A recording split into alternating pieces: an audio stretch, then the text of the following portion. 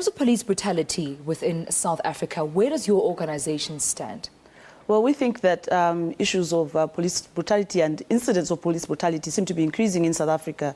We've been based in the Johannesburg office for about 5 to 6 years now, and we've been documenting increasing use of police brutality by the police, especially when they're manning peaceful protests or peaceful assemblies, and we're quite concerned about that.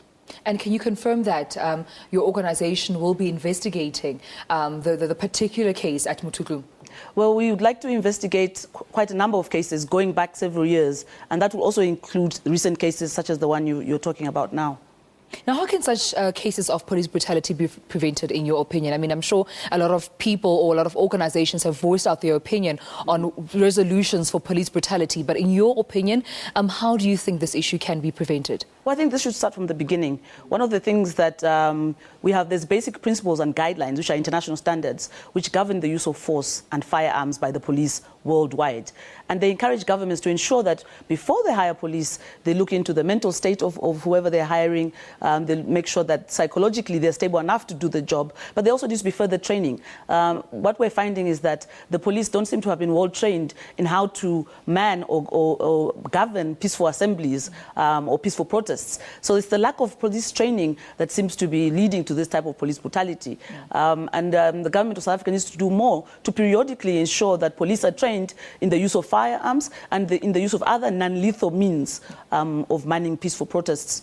And I mean, most of the time when you listen to conversations and debates around police brutality, you find that the protesters blame the police for not warning them before firing shots, for intervening without, making them aware. The police will blame the protesters for being unrowdy and being an unrowdy crowd. Who is then accountable in a situation whereby a police brutality case is opened? The police themselves, those who are on the ground, plus their supervisors. I mean, one of the things we've not seen is criminal prosecutions for police who use unnecessary force during these types of protests, and where it's clear, because there is an independent police oversight body that looks into these cases, and where people are found to have been responsible, police are found to have been responsible, individual policemen, for using unnecessary force or excessive force, then they should be brought to book and they should be brought to account in the criminal justice system. But I don't think we're seeing enough of this. A lot of times police are probably brought before the independent police investigation department, and then they're allowed to go scot-free. And who is answerable? That's the question. But as an organization, are you comfortable with the handling of cases by the Independent Police Investigative Directorate? Have you seen their results? Are you comfortable with the way they handle such cases in South Africa? Well, certainly we've seen incidents of police being suspended and arrested where they've been found to have used unnecessary force or where they were unnecessarily brutal. So it seems at that stage these things are happening. But we don't think there's enough criminal prosecutions taking place for those police and their supervisors who are responsible for ordering such brutality. I mean, one of the cases, the most famous one, is the Marikana case, where we're still waiting to see the outcome of the inquiry into what took place in Marikana. So we also would like to see a more transparent process in investigating these types of cases, and it should be done in a swifter manner as possible. Now take us through then your roles and mandates and policies as an organization, how different you are from those organizations that have tried to intervene in cases like police brutality. Well, we are actually an international human rights organization. So what we do is we work and investigate human rights issues in over 90 countries. So we have a kind of broader overview, because South Africa is not the only country struggling with these types of incidents. There's so many other countries, whether it's in Europe or whether it's in the US, where we do see and document incidents of police brutality.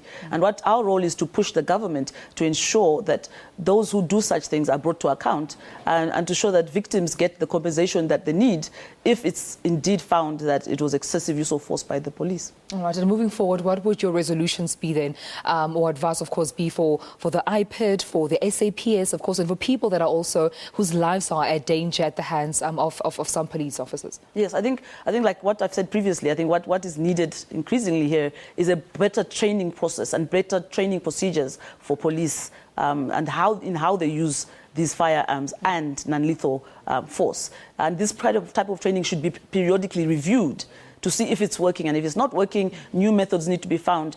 Because what we're going to see, especially as we go to elections, is the likelihood of an increase in protests across the country. So the police need to be trained in how they can deal with these protests and ensure that they don't become chaotic or get out of hand, but without using unnecessary force or excessive force. All right, Tiseke Kasambala, South Africa's advisor to the Human Rights Watch. Thank you so much for joining us and contributing. Thank you. Thank you so much.